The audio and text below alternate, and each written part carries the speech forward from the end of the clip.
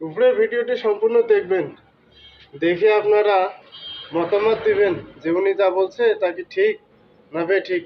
আপনারা ভিডিওটি দেখে সুন্দর একটা গঠনমূলক কমেন্ট করবেন। আওয়ামী লীগ বিএনপি ভাই ভাই সকলে মিলে জামাত ঠেকাই করতে পারি, কেউ বিএনপি করতে পারি, কিন্তু দেশের স্বাধীনতা সার্বভৌমত্বের প্রশ্নে আমাদের কোনো দল নেই। আমরা মুক্তিযোদ্ধা, আমরা মুক্তিযোদ্ধার সন্তান, আমরা মুক্তিযোদ্ধা পরিবারের সন্তান।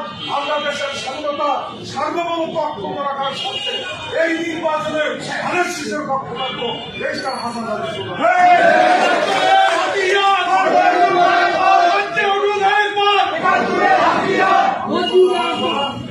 আমাদের চেয়ারম্যান জনাব তারেক রহমান 31তম কর্মসূচি ঘোষণা করেছেন আজ থেকে আরো 3 বছর আগে। বাংলাদেশের মানুষ বিএনপিকে ধানের শীষে ভোট দিয়ে তারা যদি বিএনপিকে রাষ্ট্র পরিচালনার দায়িত্ব দেয়, তাহলে দেশ কিভাবে পরিচালিত হবে সেটার একটি রূপরেখা একটা কর্মসূচি তিনি আজ থেকে 3 বছর আগে ঘোষণা করেছেন।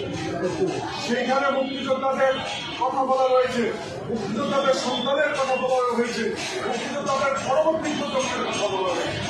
কিন্তু আরেকটি দল যেটা কেবল আমাদের সাথে বন্ধুতা করছে নিয়ে, তাদের মুক্তিযোদ্ধার কথা তো দূরের কথা, দেশ কিভাবে পরিচালিত হবে সেটা তো সুনির্দিষ্ট কোনো কর্মসূচি, কোনো পরিকল্পনা তারা জাতির সামনে এখন পর্যন্ত উপস্থাপন করতে পারে। তারা আছে জান্নাত আর জাহান্নাম।